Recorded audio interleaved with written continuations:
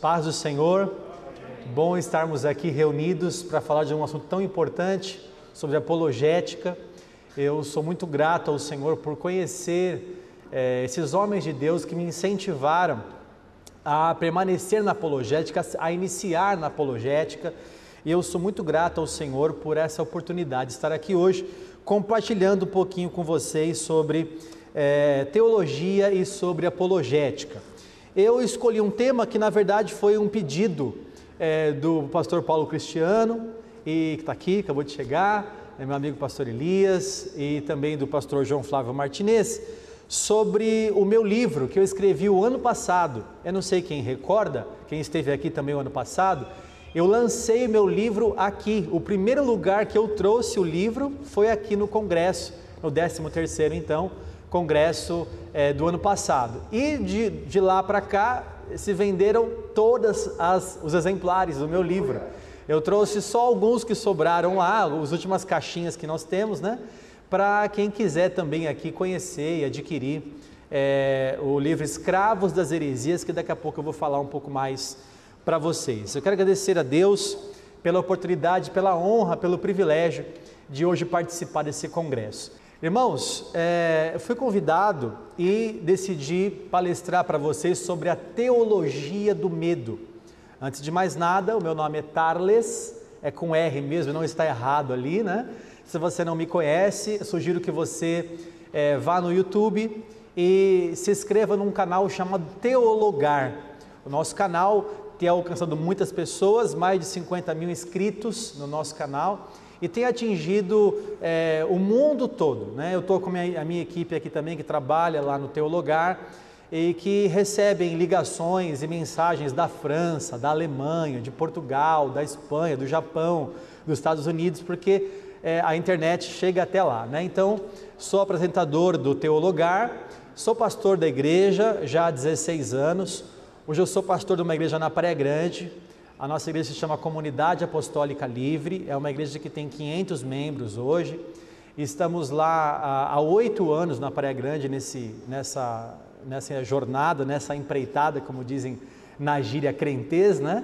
Estamos trabalhando para o Senhor. Sou casado, tenho 2 filhas, uma de 10 anos e uma de 6 anos, e lindas, o pastor João Flávio está falando aqui, né? Puxou a mãe, é claro, certo?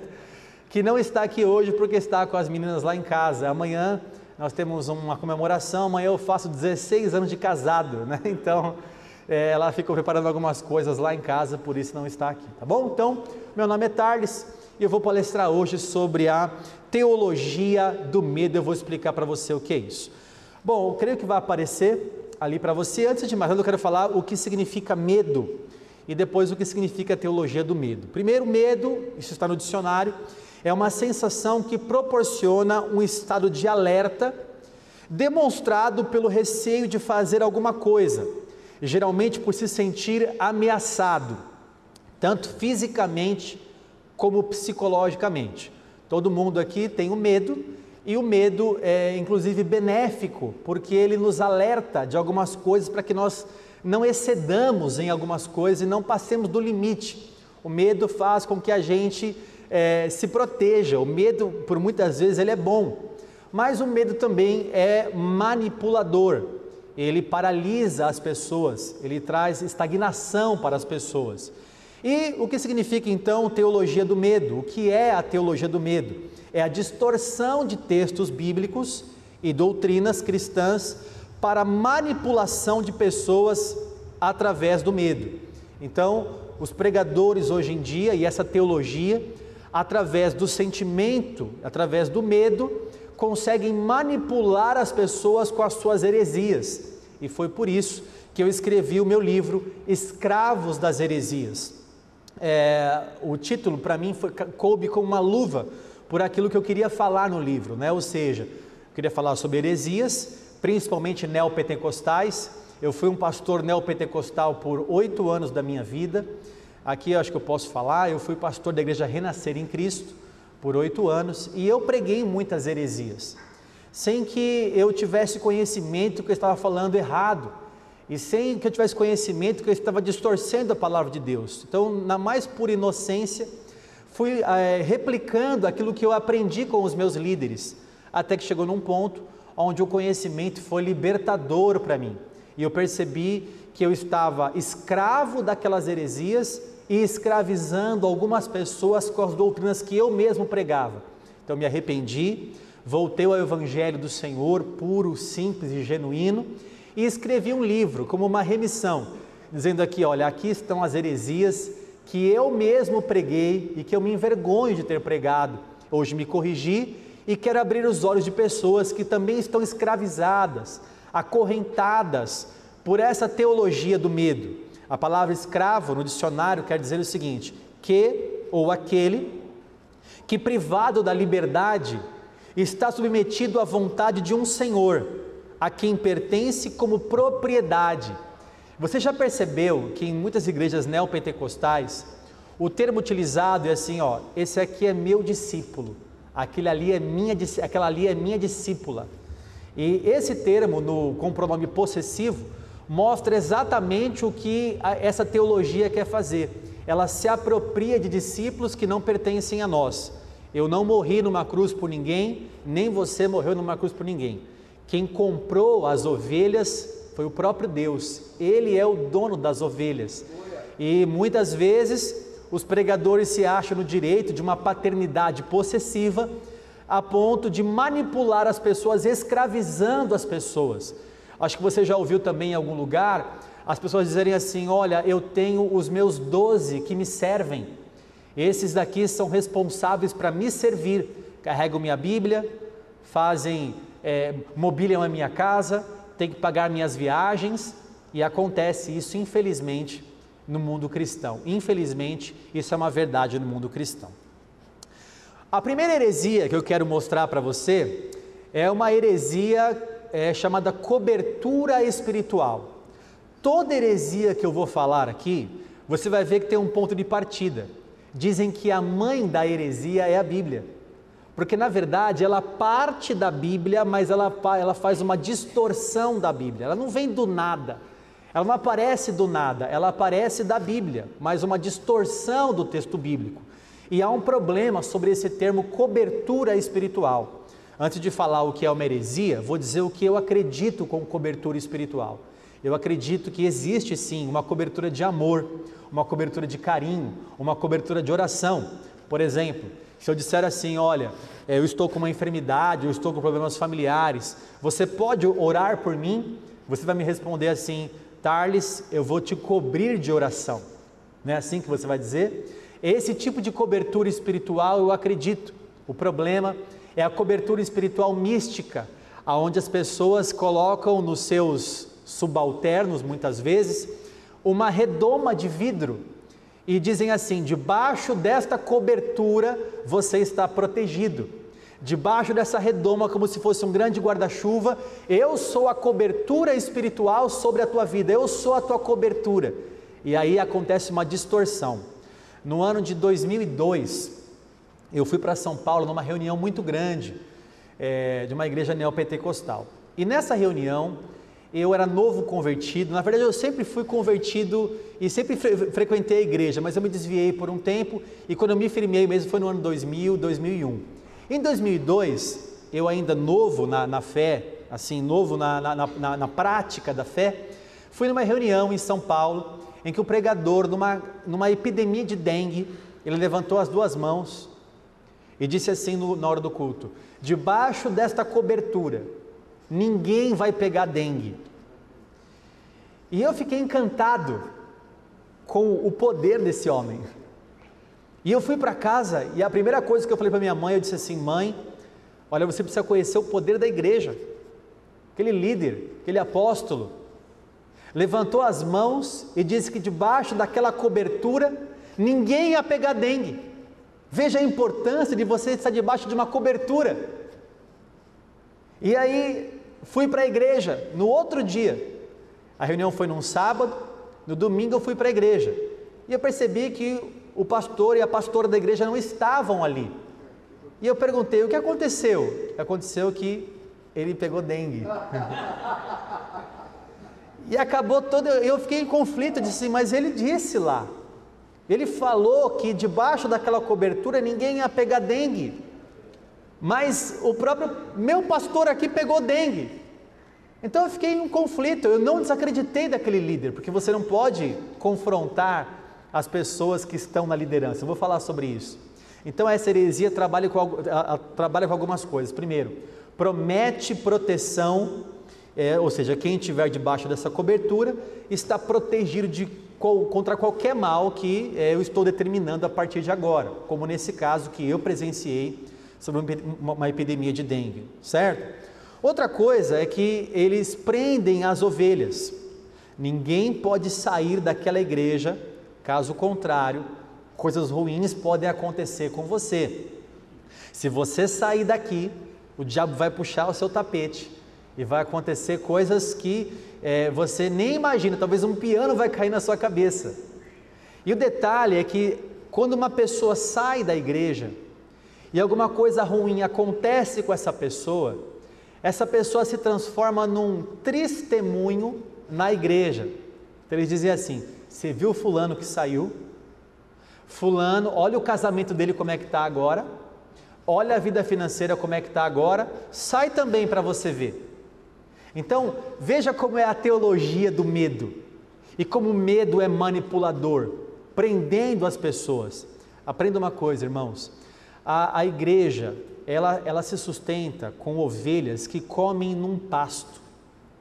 Não dá para colocar uma cerca na igreja, e geralmente a ovelha gosta de pular a cerca. Os pastores querem colocar uma cerca para poder guardar o rebanho dentro daquele aprisco, só que não é assim. A melhor forma de você colocar a ovelha no seu aprisco é fornecer um pasto, ela não vai sair dali. Se tiver alimento verdadeiro, se tiver palavra, se tiver o poder do Espírito Santo, ela ficará naquela igreja, sem que você precise usar a teologia do medo. E essa heresia também distorce a Bíblia, porque eles usam exemplos como Ló, se afastando de Abraão, para manipular as pessoas. Por exemplo, você viu Ló?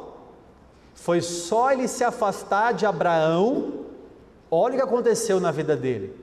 Na verdade, não foi porque ele se afastou de Abraão, você conhece o texto, ele caminhou para Sodoma e Gomorra, Deus iria punir aquela cidade, e por causa da própria rebeldia de Ló, é que ele sofreu todas as consequências.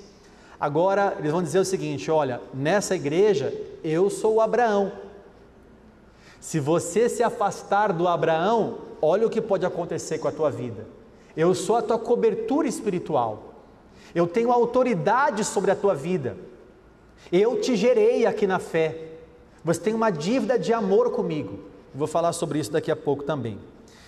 Outras coisas sobre a cobertura espiritual, uma obediência cega, vão dizer assim, se o teu líder te disser para fazer alguma coisa, faça, e se ele estiver errado, o pecado será dele e não teu, porque você não pode ser rebelde, apenas obedeça, mas se estiver errado, ele que vai se ver com Deus, porque foi ele que mandou você fazer. Não, o pecado é teu, é você que fez, e é você que vai responder por esse pecado. Esse negócio de obedecer, porque nessas igrejas a rebeldia é tratada assim, de uma forma muito exacerbada, né? Não que seja ilícito ser rebelde, não, mas só que assim, se você discordar do líder, você é um rebelde, isso é um problema. E aí, se você discorda de alguma coisa, você é excluído dos ministérios, você está fora da visão, você está no mesmo propósito, você não está na mesma pegada que a gente, então vão excluir você porque você não está de acordo com aquilo que está sendo pregado. O detalhe é assim, irmão, se você pegar Sadraque, Mesaque e Abidnego, eles eram obedientes ao rei, mas disseram assim, olha rei, quanto a isso que você pediu, não podemos fazer. Ficaremos de pé aqui, não nos prostraremos à estátua que você levantou. Mais ou menos assim, te obedeceremos em tudo. Não somos rebeldes com as autoridades que Deus levantou, mas quanto a isso, não podemos fazer porque vamos ferir uma lei maior, que é a lei de Deus. Outra coisa é a exposição dos rebeldes. É o que eu falei para você há pouco tempo. Veja, fulano saiu da cobertura e olha só o que ele está passando, não é? Outra coisa é a intromissão na vida das pessoas. Se você for comprar alguma coisa, ou quiser namorar, por exemplo, tem que primeiro falar com o teu líder. Você tem que pedir, não é nem falar por respeito, porque acho que até por respeito, você pode falar com o teu líder. O problema é, você tem que pedir autorização para ele. Se você vai viajar, você tem que pedir autorização para ele. Se você vai comprar uma casa, você tem que pedir autorização para o seu líder. Se você está achando um absurdo isso acontece em muitas igrejas ainda hoje, irmãos. Falando de coisas que eu presenciei. Você não pode sair para fazer alguma coisa sem avisar. Você for viajar então, e virem a sua foto no Facebook, no Instagram, pronto. Então você já vai ser chamado a atenção, porque você não pediu a bênção do teu líder. Aliás, tem que levar a primícia para o teu líder. Eu não selecionei primícias aqui, no meu livro tem. Tem que levar a primícia para o teu líder te abençoar, na mão dele, para que ele possa então liberar a tua vida. Veja a manipulação através do número. Se você não fizer isso, coisas ruins podem acontecer com você, porque você não está debaixo da bênção e da cobertura daquela pessoa. E aquela paternidade possessiva. Olha, quem você era antes de conhecer a nossa igreja? Você tem uma dívida conosco. O que você conhecia antes de vir para cá? Agora você vai quebrar a aliança, você vai ferir o corpo, você não tem direito sobre a tua vida. Essas frases são utilizadas. Eu escutei quando eu me desliguei do ministério. Eu ensinei isso enquanto estive lá. Me envergonho de ter feito isso. E quando eu saí, eu recebi aquilo que eu mesmo ensinei. Porque eu mesmo plantei isso, eu repliquei dos meus líderes e eu mesmo plantei isso. Quando eu fui sair da igreja que eu estava, uma pastora da igreja pegou meu cartão de visitas, que tinha o logo da igreja e o meu nome. E ela pegou o cartão e tampou o logo da igreja e apontou para mim e disse assim: quem é isso aqui? Nada. Aí tirava o logo da igreja e falava: agora você é alguma coisa. Aí tampava de novo e dizia: e agora, quem você é? Tampando o logo da igreja, só ficava o meu nome. Naquele dia eu respondi para ela: então, mas eu quero ser exatamente isso. Eu quero ser nada. Eu não quero ser nada. Eu quero só fazer a missão que Deus me deu. Então agora você me deu a certeza que eu tenho que tirar isso da minha vida. Foi o que eu respondi para ela. Refutações com relação à cobertura espiritual. A cobertura pertence à igreja. À igreja. Porque o texto diz assim: e sobre esta pedra edificarei a minha igreja, e as portas do inferno não prevalecerão contra ela.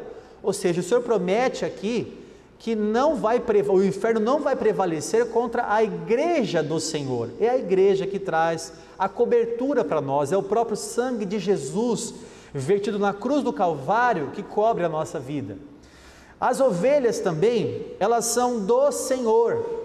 Quando o Senhor perguntou para Pedro: Pedro, tu me amas? Ele disse: tu sabes que eu te amo. A resposta de Jesus diz assim: pastoreia as minhas ovelhas, e não as suas.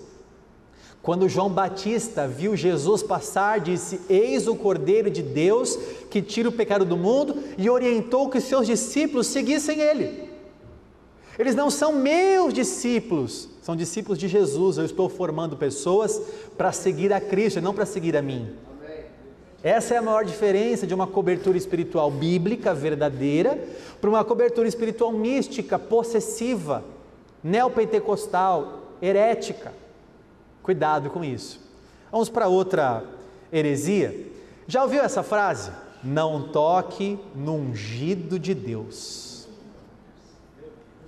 É a heresia do ungido de Deus. Lembra que toda heresia parte da Bíblia, né? Vamos ver aqui então algumas coisas que essa heresia faz. Primeiro, distorce o texto, porque o texto está ali, não sei se vai dar para ler, eu vou ler para você. Está lá no Salmo 105, versículo 15, que diz assim: não toqueis os meus ungidos, nem maltrateis os meus profetas.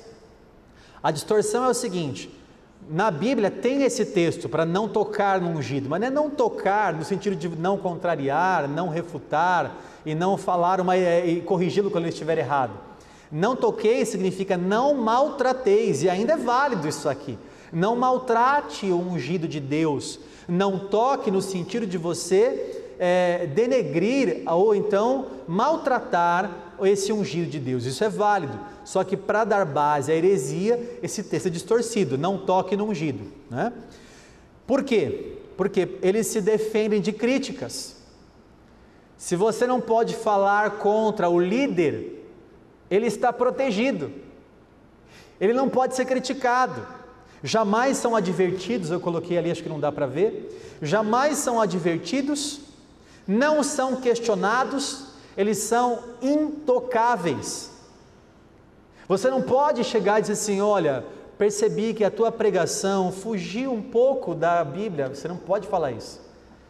Você não tem acesso, primeiro que você não tem acesso a essas pessoas. E se você tiver acesso, se for falar contra a palavra que ele pregou, você já vai ser excomungado da igreja. Você não pode contrariar uma pessoa. E se você se levantar contra alguma prática, sei lá, vão fazer uma campanha de arrecadação financeira ilícita, com subterfúgios ilícitos. Então você vai lá e vai dizer assim, olha, eu não concordo com isso. Você é rebelde. Você é Sambalate Tobias, que se levanta contra a visão. Você é um estrangeiro aqui, você precisa tomar uma vacina para você receber agora a dose da visão da igreja. Então é isso que vai ser pregado. Com essa proteção que eles têm, de não tocar no ungido de Deus, eles ocultam o pecado de muitas pessoas, colocam panos quentes no assunto, abafam o caso, não tratam o pecado. Porque olha, é ungido, não fale do... Mas o cara, não fale do ungido de Deus. Mas o cara adulterou, não fale, não toque nele. Mas o cara está falando uma heresia aí, não toque, não fala, não, isso é, olha, isso é pecado, vai gerar câncer na tua vida. Vai gerar câncer. Uma pastora da igreja que eu fazia parte foi criticada, e ela disse assim, essas pessoas que me criticam, tem que tomar cuidado, porque podem pegar um câncer. Eu vou mostrar para você algumas coisas aqui que talvez você vai ficar abismado, que causa medo, né, na manipulação.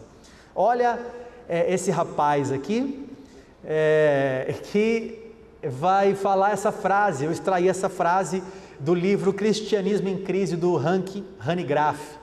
Ele diz assim, ó, vários dentre os que conheço têm criticado e chamado este grupo da fé de Tusa de seita. E desses, alguns estão mortos hoje num sepulcro prematuro e outros estão cancerosos. Quando uma pessoa de gabarito televisiva fala isso, e aí você imagina assim, eu não posso mais falar nada contra ele. Se ele fala que aqueles que criticaram ele estão num sepulcro prematuro, e se ele fala que estão cancerosos, se você tem coragem de se levantar contra essa pessoa e tocar no ungido de Deus, veja a teologia do medo. Veja a teologia do medo. Vamos falar de outra. Você conhece o devorador? Não vai aparecer, mas eu coloquei um gafanhotozinho ali, né? O devorador é bíblico. O texto bem conhecido, em Malaquias 3, versículo 11, por vossa causa repreenderei o devorador, para que não vos consuma o fruto da tua terra. Você conhece esse texto. Só que esse texto é utilizado não só para ensinar sobre o dízimo, ou ensinar sobre contribuições na igreja, mas para manipular as pessoas através do medo. Então, o que acontece? Primeiro, vão dizer que o devorador é um demônio. A Bíblia não fala isso, irmãos. A Bíblia fala que o devorador é uma espécie de gafanhoto, um inseto naquela época, que devorava a colheita do povo que trabalhava com a agricultura, e não um demônio. Então, cuidado com o capiroto. O demônio vai pegar a tua vida. Se você não der o dízimo, sabe o que vai acontecer com você? Sua geladeira vai quebrar. Sabe o que vai acontecer com você? Se você não dá na igreja, você dá na farmácia. Se você não dá na igreja, você dá no seu carro, porque o devorador vai furar o pneu do seu carro. Então a pessoa, ela não dá com alegria, ela dá por necessidade, ela dá com tristeza, ela dá com medo, Não, eu preciso separar o meu dízimo aqui, mas não porque eu amo a obra, não porque meu coração é puro, não porque eu me converti, sou um salvo, e o salvo ele é generoso. Não, eu faço isso porque vai que amanhã o capiroto entra na minha vida, porque eu não dei o dízimo, né? Então o devorador se torna um demônio. Detalhe, ataca aqueles que não são dizimistas. Olha, se você, aí você tem até aqueles shows, né? Colocam duas pessoas, não sei quem já viu isso. Aí, quem aqui é dizimista? Aí a pessoa fala, eu sou. Quem aqui não é dizimista? Aí vem para cá, me dá um dinheiro teu. Aí pega R$2 do dizimista e pega R$2 do não dizimista. Uma pessoa manifestada, aí ele pega o dinheiro, não sei quem viu essa cena, do dizimista e diz assim, pega isso aqui, e o demônio se esquiva. Mas quando ele mostra o dinheiro daquele que não é dizimista, o demônio come o dinheiro. A pessoa endemoniada come o dinheiro. Está no YouTube, só você colocar, você que me assiste aqui no YouTube, só você colocar a pessoa comendo o dinheiro. Está vendo? O devorador tem acesso àquele que não é dizimista. Aquele que é dizimista, o devorador não tem acesso. Depois de um show de exorcismo como esse, em que você vê uma pessoa completamente endemoniada, você fica com medo, e você então no próximo mês vai ser dizimista fiel, não pelo amor à obra, mas pelo medo. Outra coisa que vão dizer é o seguinte, olha, nem oração resolve. A pessoa está com um problema, eu fui orientado assim, eu aprendi assim, Tardes, quando você for aconselhar alguém que está com problema financeiro, a primeira pergunta que você tem que fazer para ela é o seguinte, é dizimista? Você vê a pessoa fala assim, pastor, eu estou endividado, estou passando uma luta, não tenho o que comer. A primeira pergunta é, você é dizimista? Porque se a pessoa não for dizimista, nem oração resolve. Não estou entrando aqui no mérito de dar o dízimo, porque eu dou o dízimo. Há 19 anos que eu nunca falhei no meu dízimo. Eu tenho talvez uma outra visão com relação ao dízimo, mas eu mesmo entrego o dízimo. Então eu estou falando contra, estou falando da heresia, da distorção do dízimo, da teologia do medo em cima do dízimo. Cuidado com isso, irmãos. Não dê por medo, dê porque você é salvo, dê porque você ama a obra, você é um generoso, o Senhor te transformou, dê além das suas posses como a igreja da Macedônia. O problema é manipular as pessoas, dizendo que nem vou orar por você, pode ir embora para casa, vai dar o dízimo que vai resolver, certo? Outra coisa, já ouviu sobre essa heresia da maldição hereditária? Essa heresia diz o seguinte, que existe um demônio familiar, que passa de pai para filho. O teu pai tem um demônio que veio do seu avô, que veio do seu bisavô, e você pode ver isso através dos problemas que passam de pai para filho. O vô adulterou, o pai adulterou e agora o filho vai adulterar também. O pai era viciado no jogo, o filho vai ter vícios no jogo, ou no bilhar, no baralho, no bar. Aí, se você pesquisar, o avô também tinha problema com o jogo no jockey. Então, pelos sintomas, se identifica um demônio que passa de pai para filho. Os problemas são causados pelo pecado dos pais. Então, se você está passando por algum problema, você vai para um aconselhamento pessoal, para alguém que vai fazer uma cura interior com você. E vão te perguntar assim, e o seu pai, o que ele fez? Se o seu pai ou sua mãe cometeram algum pecado, você está colhendo isso hoje na sua vida, por causa do pecado do seu pai. E só resolve como? Com uma sessão de cura e libertação. Eu já participei de sessões, eu já fiz sessões de cura e libertação, então falo com quem tem propriedade, falo como quem tem autoridade sobre o assunto, né? Nessas sessões acontecem coisas absurdas. Na primeira que eu fui para aprender como lidar com isso, cidade lá em Mairinque, num sítio completamente fechado, as pessoas ficam numa reunião, recebem uma lista, para que elas possam então fazer uma lista de rejeições. Eu rejeito isso, eu rejeito aquilo, eu rejeito o pecado do meu pai, eu rejeito o pecado da minha avó, eu rejeito a rejeição do ventre materno, eu volto ao ventre materno agora, e eu perdoo meu pai que me rejeitou no ventre materno. E aí começam as orações, e começa a dizer assim: olha, se você fechar o olho, eu vou orar na sua cabeça, você não pode fechar o olho. Aí você fala: meu Deus, o negócio vai esquentar aqui, então todo mundo de olho aberto, não pode fechar o olho, não pode cruzar o braço, descruza o braço, descruza o braço. Depois, com o tempo, estudando um pouco mais de apologética, fui aprender que no centro é que se não cruza o braço para poder baixar o santo. Ou seja, houve um sincretismo religioso ali.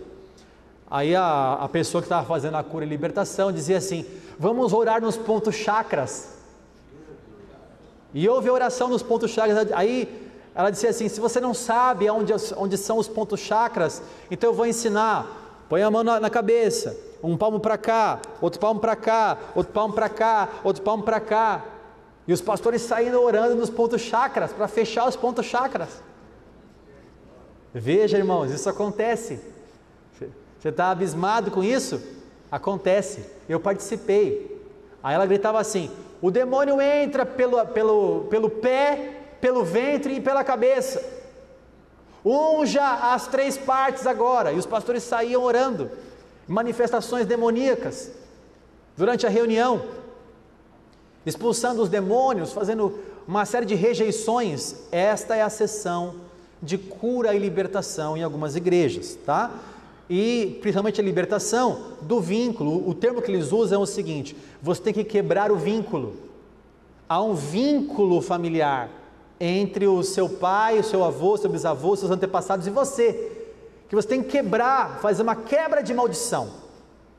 Então como é que funciona? Você tem que fazer um mapeamento geracional ou familiar. Essa semana eu me deparei com um vídeo que me mandaram de uma pastora com 200 mil inscritos no YouTube.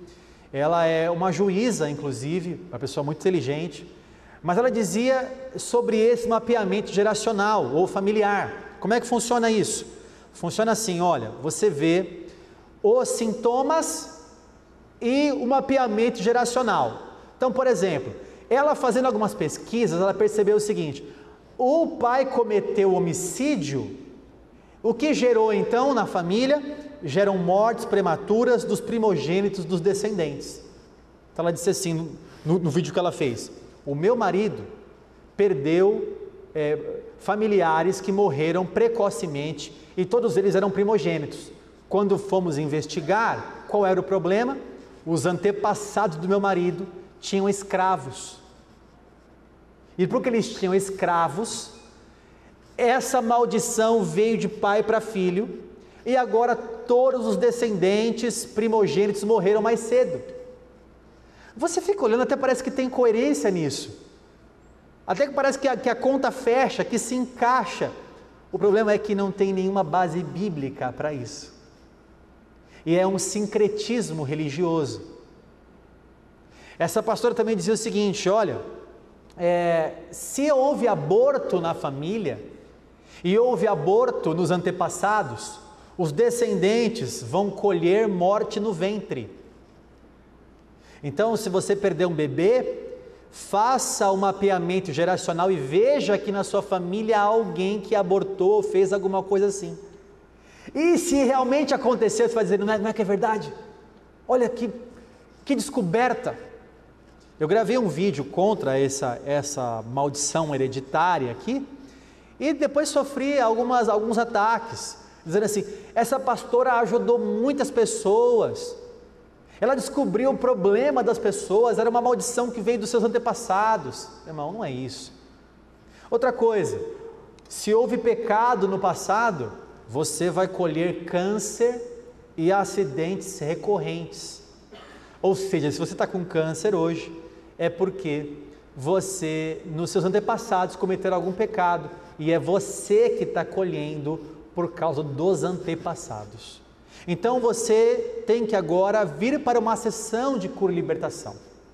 O problema é que a sessão de cura e libertação, ela invalida a cruz de Cristo. porque a cruz já é suficiente, a cruz já basta. Romanos 8, versículo 1: nenhuma condenação há para aqueles que estão em Cristo Jesus. Não há mais condenação. Nós somos uma nova criatura em Jesus Cristo. Nós temos como maldição hereditária o pecado original de Adão. E esse pecado original de Adão, ele é quebrado à medida que somos regenerados pelo Senhor. O novo nascimento do Senhor em nós nos dá então toda a quebra de maldição. Não há maldição para o cristão que está em Cristo. Ou eu estou em Cristo, ou eu estou na maldição. Olha que interessante agora. Suposta base bíblica para isso. Veja o texto. Êxodo 20, os 10 mandamentos, versículo 5. Eu sou o Senhor teu Deus, Deus zeloso, que visito a iniquidade dos pais dos filhos até a 3ª e 4ª geração. Se parar até aí, dá base para a maldição hereditária. Veja só, eu sou Deus, Deus zeloso, e eu visito a iniquidade dos pais dos filhos até a 3ª e 4ª geração. Só que o texto continua: daqueles que me aborrecem. Ou seja, o pai cometeu o pecado e o filho continuou replicando o pecado do pai. O pai era iníquo e o filho continuou na iniquidade. Então, ele visita daqueles que aborrecem ao Senhor. A continuação do texto é esse aqui, ó, o contexto do texto: e faço misericórdia até 1000 gerações daqueles que me amam e guardam os meus mandamentos. Você ama o Senhor? Então o Senhor faz em você misericórdia até 1000 gerações. Onde está a maldição ali? O problema é você pegar um texto pensado fora do contexto para dar base para uma heresia. Agora, a Bíblia interpreta a Bíblia. Veja esse texto de Ezequiel 18. Se te falarem de maldição hereditária, abre em Ezequiel 18 e leia isso daqui. Acompanhe comigo na tela a leitura. Que tendes vós que acerca da terra de Israel proferis este provérbio, dizendo: os pais comeram uvas verdes, e os dentes dos filhos é que se embotaram, que ficaram prejudicados. Quer dizer, os pais comeram uvas verdes, mas é os dentes dos filhos que ficaram prejudicados. Tão certo como eu vivo, diz o Senhor Deus, jamais direis esse provérbio em Israel. Eis que todas as almas são minhas, como a alma do pai, também a alma do filho é minha. A alma que pecar, essa morrerá. Tá? Aqui não é base também para a mortalidade da alma, é outra coisa aqui. Tá? Vamos falar de maldição hereditária. Quer dizer, a alma que pecar, a pessoa que pecar, essa morrerá, essa será punida. Por quê? No mesmo texto, lá em Ezequiel 18, de 19 a 21, diz assim: mas dizeis, por que não leva o filho à iniquidade do pai? Porque o filho fez o que era reto e justo, e guardou todos os meus estatutos e os praticou, por isso certamente viverá. A alma que pecar, essa morrerá. O filho não levará a iniquidade do pai, nem o pai a iniquidade do filho. Irmãos, mais claro que isso é impossível. A justiça do justo ficará sobre ele, e a perversidade do perverso cairá sobre este. Mas, se o perverso se converter de todos os pecados que cometeu, e guardar todos os meus estatutos, e fizer o que é reto e justo, certamente viverá, não será morto. Ou seja, se converta e toda a maldição já será quebrada. Não há necessidade de, além de se converter, além de estar em Cristo, você ter que ir para uma sessão e fazer uma série de rejeições, proferindo e profetizando a sua libertação. Certo? Outra coisa, campanhas e correntes. Você já viu isso em algum lugar? Irmãos, o termo não tem problema nenhum, né? Por exemplo, nós fazemos campanhas também na nossa igreja, campanha de oração, campanhas de consagração, certo? Campanhas missionárias, não é? Você faz correntes de oração entre as pessoas que oram umas pelas outras. O termo, estritamente, não tem problema nenhum. O duro é que a gente não vê essas campanhas, campanha do arrependimento. Você já viu isso? Não, você não vê. Você vê campanha do desencapetamento total. Não é? Campanha das 7 muralhas, das 7 voltas, da muralha de Jericó, da quebra dos grilhões, da quebra das cadeias, essas campanhas. Inclusive tem uma central, tem uma igreja que tem uma central de campanhas.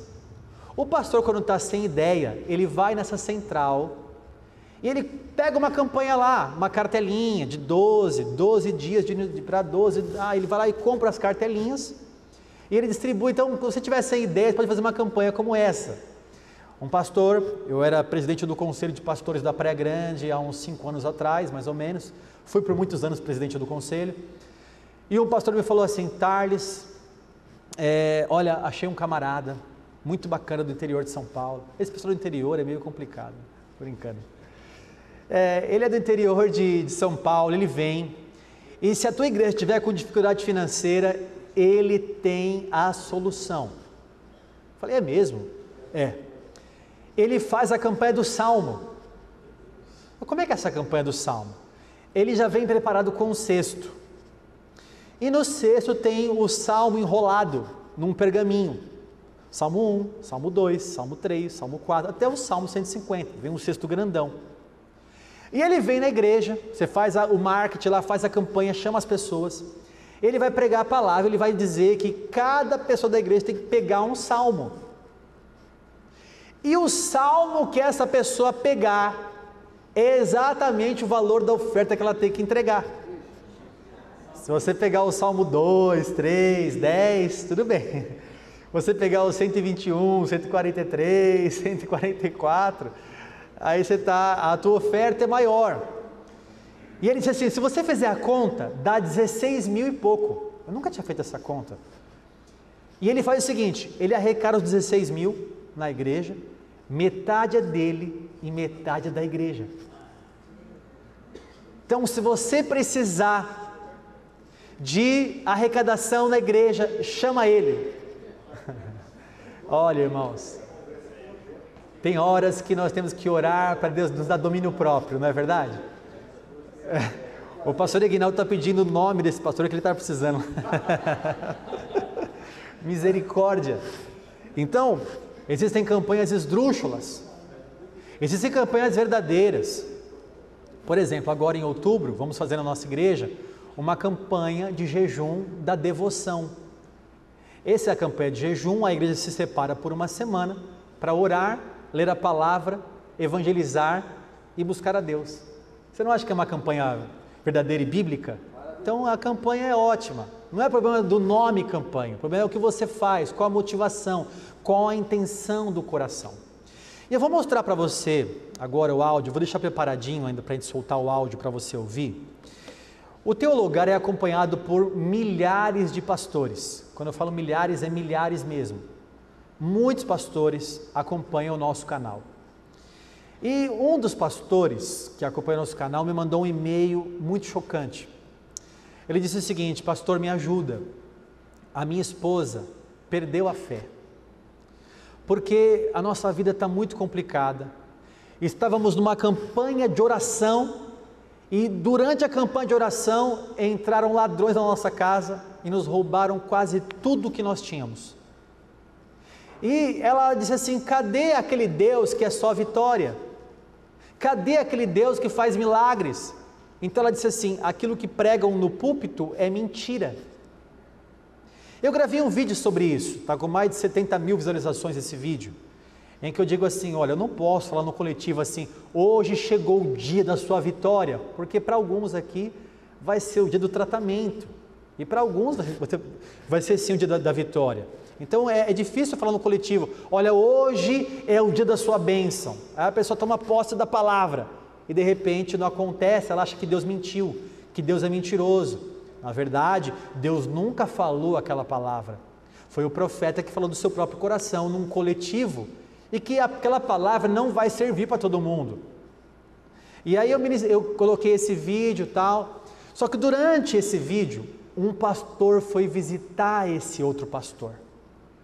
Ele disse assim: olha, eu tenho a solução para o seu problema. Você viu, eu orei na sua esposa, ela melhorou por um tempo, mas agora está ruim de novo.